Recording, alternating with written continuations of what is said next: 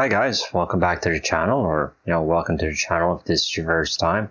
We're going to be continue on here watching the Ricky Gervais show. We're up to season 3, episode 11, Wartime. Okay, so we're going to hear about Karl's thoughts on war, I guess. I think we've been through something like this before, or was that just while we were talking about Karl's brother when he was in the army and got kicked out for taking a tank to buy cigarettes with? Or it's just going to be like global war. I don't know. Hard to tell just from these one-word titles. Anyway, we'll just jump into this, but first, of course, there's the subscribe to the channel, like the videos, if you like them, turn on your notifications and pass the video around. So, let's get to it. For the past few years, Ricky Gervais, Stephen Merchant, and Karl Pilkington have been meeting regularly for a series of pointless conversations. This is one of them. Testing. Is that all right? Hello and welcome to the Ricky Gervais Show with me, Ricky Gervais, Stephen Merchant. Hello. And the little round-headed buffoon that is Karl Pilkington. All right.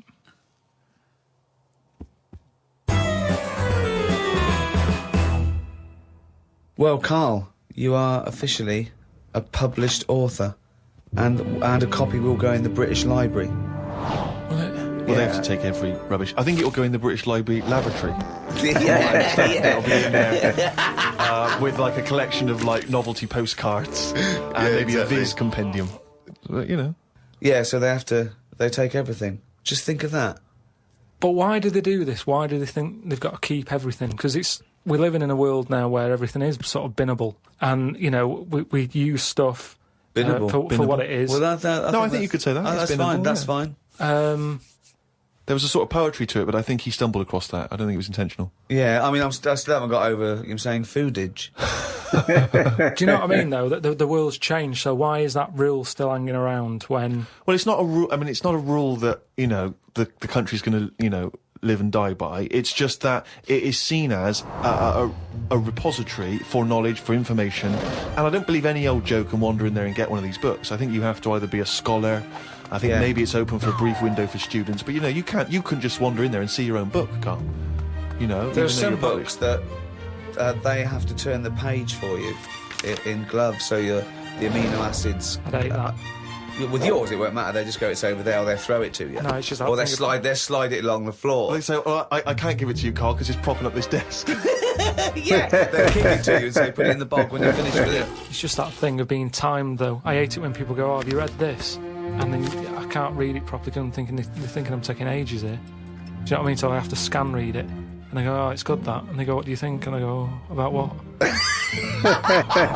So I hate the fact that someone stood there with gloves on, because that isn't normal, relaxing sort of reading, is it? But it's not. You don't go in to read the Doomsday Book, let's say, in order to just have a relaxing read. You're going in there to study There it. to say they're professors and scholars and scientists and historians. They don't wander in because it's raining and they go, what's a good read? There's not a man wearing white gloves turning the pages of the latest Jackie Collins. No, exactly. Do you have heat? Watching your lips move as you read to see if you should turn the next page.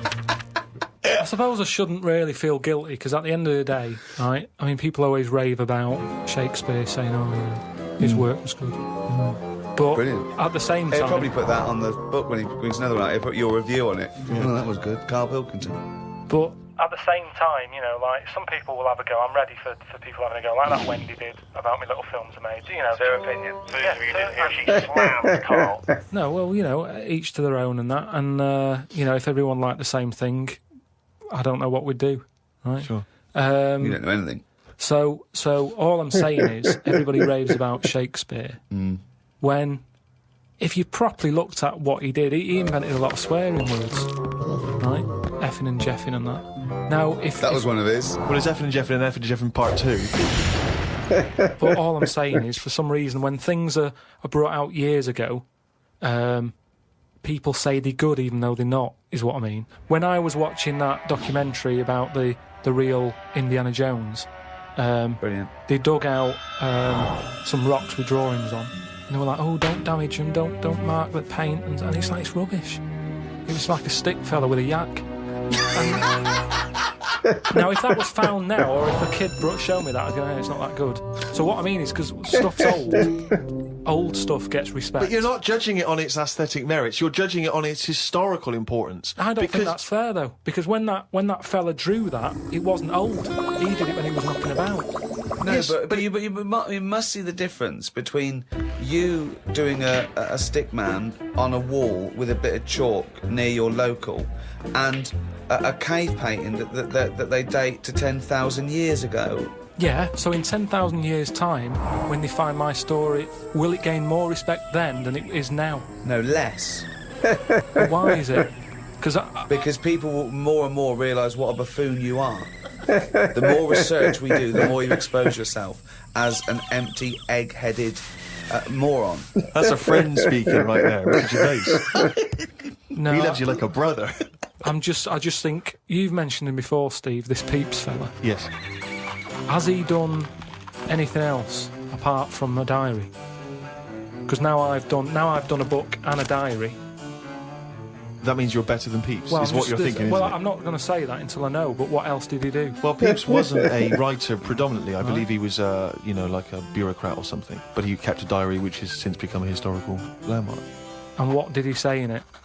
Well, it's again more because it's both well written and it's also an amazing insight into... A social document a social as well. document, yeah. Yeah. It's a social document I of mean, that yours period. is a social document, but it sort of revolves around having egg and chips and a calf and seeing a ladybird, which, you know... But that's today's living. That's Well, what I'm his saying. but his describes the Great Fire of London, which is what it's But best we haven't remembered had for. one of them. If we had one, I'd write it down. I'm only writing what's happening. He was just lucky. He was about in London when that happened. The thing is, if they read your diary, they'd think, well, nothing happened that year. Nothing important in the world happened that year. Because your diary doesn't just mention... I mean, OK, yes, it does. It fails to mention any disasters in London because we haven't had any. It doesn't mention any world events. It doesn't mention wars in Iraq, But I don't terrorism. need It doesn't to mention now. anything. But that's all being wrote about anyway. If you're saying there's a museum that's keeping everything, there's loads of other books for that. Who's looking at the fella whose skulls fell off? What? You see? It's interesting, isn't it? A fella's skull has fell off. What do you mean his skull has fell off? It's something to do with circulation. But what do you mean his skull fell Well, it's off? in the diary. We But might how look can a at the diary. skull fall off? Because it's surrounded by tissue and it's got a brain. How can just his skull? How can it detach itself from all the stuff surrounding He it? mislaid all his dreams. But all I'm saying is that's not getting a look in. No, because it's not significant or probably true. Carl, you have the same concepts that you worked out and decided that were true at about 10, I think. I look at life like a Box big of chocolates? book, like a big book. Right, okay. Yeah. Right? And sometimes you get halfway through it and you go, even though I've been enjoying it, I've had enough. Give us another book. No. Your metaphor, analogy, whatever you're trying to create there, falls down with "let's have another book." Yeah. No. You can either opt out of life or stick with it till the end. You can't go, be someone else now. You can't do that. I know you think you can, and I think in your world you can, you possibly be injected into an old woman's head when you've had enough and you come out a little baby. What I mean is, at the moment, my life, I'm going to live to 74, 75, right? Okay. So, yeah, I'm probably on page... What am I on? A book that's got about 200... This is painful, Steve. This is really painful. Carry on. I'm on... I say if my book's got 300 pages in it. Yeah. Few pictures and that. It's a picture book. That's the great thing about Karl's life. It's a book for children. It's a pop-up book. And it just, every page he pops in, he goes, all right. All right. I'm probably on, page about 170. Yeah. He's going to die at 74. He's reading a book with a few pictures in with 300 pages and he's on 170. Go on then. So, right, if the book was too thick, right, and there was loads more pages Let me tell you, left, this book is way too thick. Yeah. If the book was more thick, yeah. The book could not be thicker. if there was loads more pages left, I'd go, I can't be bothered reading on. Right. Okay, But you let him finish the He must analogy. have known that when he saw the book. You don't... Got to finish this analogy, Right. otherwise we're going to be here all night. Listen, he must have known how many pages there were when he got the book out of the library. Yeah, but the way they write books, they're painting pictures more at the beginning. You're going, this is good, and then it gets a bit boring as it goes on, doesn't it? Okay, well that works. So you're saying that you were young. No, it doesn't work. Well, Well, you just accepted that that's what all books are like. No, but there's a little bit of poetry in that because he's actually saying that when he was young, his whole life was ahead of him. He couldn't wait the whole world, the promise that he was given of this world, and now he's a bit jaded and he's more cynical, and he realises that the world hasn't got as much to offer him as he thought it was. Is that what you meant? Yeah. Liar. Actually, Karl, you like sayings, don't you? I've got a list here of some of the sayings and phrases that Shakespeare made up, really. In a pickle was his. Yeah. And we know what in a pickle means. We know what it means. It's a saying I'd never use. Because when you're in a pickle, it's not something that you would say. No, if you're being if you're captured and you're being tortured for information, Yeah. you wouldn't, and you get access to a phone, you wouldn't go, MI5, I'm in a pickle. You'd be screaming, going, You're taking my teeth now. While you were talking about that, I just was looking on the computer at the Pun of the Day website. There's a couple that you might like. There was a sign on the lawn at a drug rehab centre that said, "Keep off the grass." Okay. Now, if the pun is the lowest form of wit, and let's face it, sarcasm isn't. Sarcasm is up there compared to the pun. Then the drug pun, I think, is one of the lowest of the low. Oh, people who congratulate themselves on getting drug references. Keep off the grass, will you? Grass, get it? Grass. Smoking grass. Yeah. I think pun should be short for punch him in the mouth. Idioms are better. Go on then, what's an idiom? Is that a new word you made up? No, As in, I Karl know. Pilkington's a complete idiom. I found out what it was because I thought, I like them. What are they?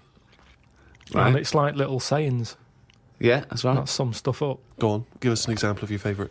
Oh, can I just say one? Talking about sayings, Karl was getting fed up with summer. He was fed up with not getting replies from something. He's having a hard time. And I went, "Oh, the worm has turned." He went, "What?" I went, "The worm has turned. You've." Stupid saying, isn't it? No, okay. Tell him why you think that's a stupid saying. Because how do you know when a worm's turned? Of all the creatures that you could flip over and know it's turned, why pick a worm? It's the worst thing they could have picked to express something turning. But you're turning literally. It means changing, doesn't it? Changing your attitude. A new broom, turning over a new leaf. Yeah, but things then are going to use be something that different now, and changes. I'm sick of it. Chameleon. No, but Chameleon is a brilliant thing to use for something to change. Chuck that in a sentence. There's nothing that you can link a worm to human life to. We're talking about something it's blind, isn't it? It's blind, it's deaf, Gay. it's got no features. Why is he having such a go at a worm? Just because it's a weird thing to use. Something that its arse does more than its head. That could be said of you, Karl, to be fair. Oh, chimpanzee's that? He's gone and written it down again. Oh, back to the diary. Just reading excerpts of Karl's diary. Went home and looked up Freud on the internet. Didn't find him that interesting, so looked at some other philosophers instead. Socrates, Aristotle. Lao Tzu from years ago came up with some good stuff. 1, he who knows does not speak. He who speaks does not know. Not entirely true. To lead people, walk behind them. Yeah. And of course, the journey of 1,000 miles begins with one step. Yeah, good that. Maybe this is why people are at the start line spectating at the Commonwealth Games. Well, no, it's just that I've never understood why in Olympics and stuff like that, if you're going to watch, don't stand around the start line. Go to the end, where you see the winner. But because of that saying, it actually makes sense. Right? It's like, well, every step starts with a step or whatever. Say it again. Every race, you've got to start with a step. Yeah. If you want to stay at the start line, do. What does that mean? I'm just saying, if you're into, I wouldn't watch a race, right? Okay. But all I'm saying is, Right. if I was to watch a race, Yeah. I wouldn't hang about the start line because. Well, you just said you would. What, did I? Yeah, you said that's the place to start because every race starts with a step. No, but I wouldn't normally when I was on holiday. Yeah. Suzanne said there's a race going on down the road. Yeah. I'd go, well, let's go, keep going down the road and stand at the finish line. Okay, but now what have according you to thought? Lazoo, Yeah. I'd say, well, hang on a minute, every race starts with a single step. Yeah. How many people around the start line? Is there more room there? She goes, yeah. I'll go, let's go there then, it's less busy. Right, and what would you see there then? I'd see people starting the race, but I wouldn't be that impressed with them because I'd go, well, I don't know if any of these are any good. So would you start at the start or the end then? If it was down to me, I'd just probably stay at the finish line. Okay, so you wouldn't want to see the first step then? So what Not do you think of really. Lazoo now then? I preferred the leading people from behind. Okay, and what would you do to lead someone now then? Well, if you're behind, you don't have to take responsibility, do you? You can go, well, I didn't send you here, you went there. That's not really leading them, though, is it? Yeah, because I've made them think. I've gone, they go, oh, I've just walked into a big hole. I'd go, oh, should have been looking where you're going. I haven't led them in that hole, but they've learnt a lesson, they won't go in a hole again. That was one of the greatest conversations I've ever been a part of. I mean, that was incredible. Never mind Aristotle and Socrates. That was incredible, That was incredible, Karl. One of the key catchphrases, if you like, from the war, Karl, was, of course, keep the home fires burning. Is that like saying you're away, but don't worry, when you come home, the house is warm? Pretty much. Sort of. Yeah. Never forget where you're from. We're remembering. We're here, waiting for you. Yeah. Again, it doesn't say what it means. So there's you know, risking your life, and you're getting a letter from home saying we've got the heating on. Again, working hard, paying the bills, they've got the heating blaring. Put your coat on. Start panicking, we're keeping the home fires burning. What? I didn't know. What do you mean, what fire? When have we had that in? I thought we had central heating. Who's she got in? Who's this bloke who's moved in, changed the heating system? It's all extra hassle. Do you know, yeah, this is why it's best not hearing from people. Go on. I was Brilliant. in the jungle, wasn't I? Yeah. Right? For this programme. Suzanne. Just should explain that Karl wasn't on manoeuvres. We sent Karl around the world for a programme. Well, hang on, though. I want to hear about the fact he was in the jungle and he didn't want to hear anything from home because... No, on a lot of the trips, I had a phone now and again, so I could call Suzanne. When I was in the jungle, I was out of contact for like 5 days. Nothing. Didn't know what was going on where. Right? I get out of the jungle. I call Suzanne up. Everything all right? Yeah. What bills have we got? And then I said, how was it? And she said it was reassuring, it was all right, and it's reassuring that if you died, it'd be all right. What? That was from Suzanne. What do you mean? Because she it was like I was dead for 5 days. She said things weren't that bad. I still got stuff sorted out. It's reassuring. She said what? She said... You called her up after 5 days of being in the jungle, eating grubs and having things try to climb up your knob. Yeah, surviving. Right. There's me, the first phone call I get, I put the phone on. I'm going to call Suzanne, let her know I'm all right. Sorry, you could get the phone calls in the jungle, but you didn't want to. What do you mean you turned the phone on? I thought you meant you were... No, it was off because there's no signal. You got out of the jungle? You got out of the jungle, right. put the phone on, Yeah. thinking, right, I'll call Suzanne, let her know I'm all right. I've been to Ellen back here.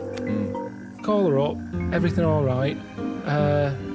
What's it been like? I said, that's the longest we've ever gone, isn't it? I don't think I've ever gone 24 hours without talking to her for 17 years. Yeah. Suddenly, there's a week when I'm not talking to her. Yeah. She goes, yeah, it started off weird, but it's reassuring that if you were dead, I can handle it. She said, I sorted everything out still. I could handle it if you weren't here. What offended you most? The fact that you did that you want her to be dependent on you, or the fact that you realise you make no difference at all in her life? Well, it's a bit annoying, isn't it? They forget, don't they? The bills weren't as piling up as much as they normally do. That's the only thing they ever get through the door. When there's a postal strike, carry on. I'm not interested. You're only bringing bills to the door anyway. Carry on striking. There wasn't that much post. There wasn't that many bills to sort out. There wasn't problems with the boiler. She's forgetting all this. So I'd like to go back in the jungle, just as the boilers the flame started to flicker and about to go out. Let's see you then. That's what I'd say to any soldiers listening to this before you leave home. Just leave everything. Break a few things, don't pay the bills, and then go. And they'll miss you more. Well, that's great advice to people overseas. Let me just reiterate that. Next time, when you come home, have a great time with your wife and kids. See your mum and dad and your family. But then, when you've just got to go back into active service, just smash the place and shit everywhere. Thanks.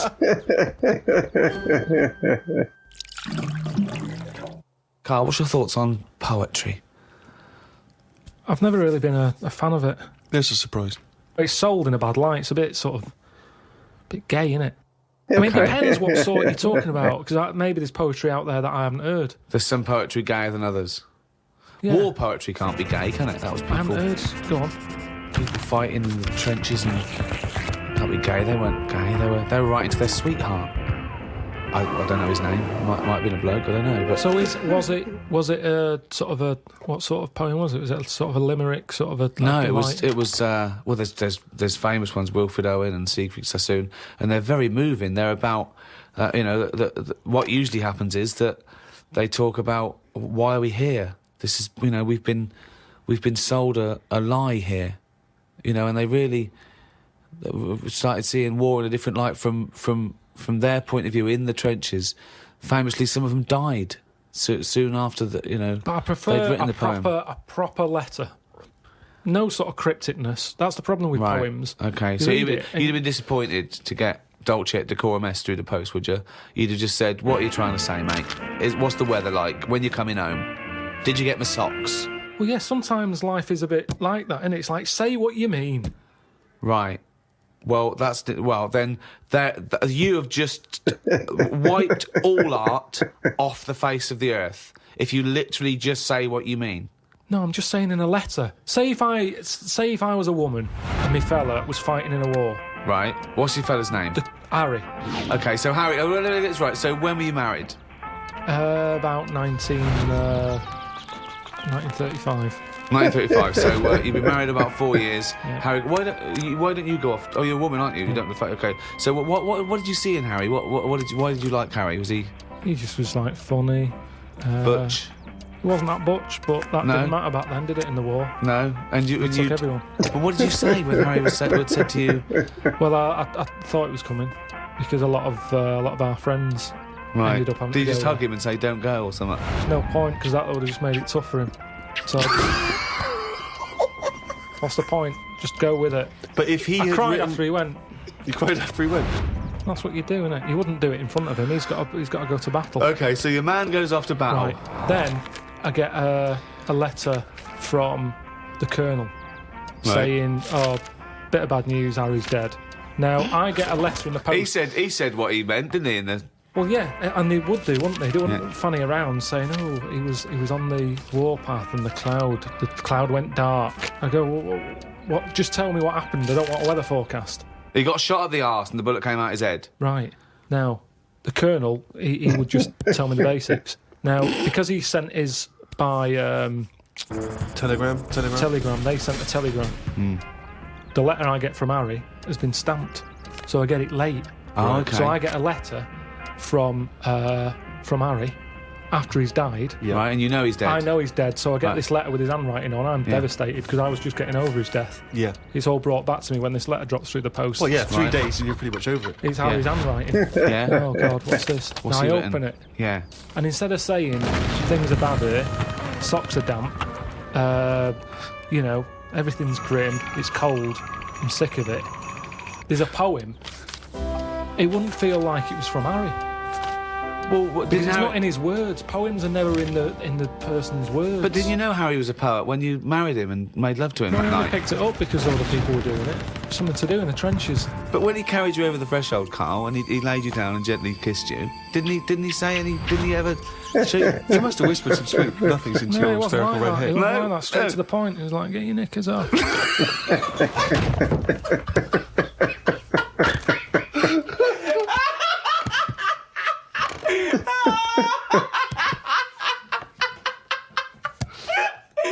That's one of the weirdest Why the fuck was the telegram coming before the letter? So specific! It wasn't like Harry, the fuck's Harry?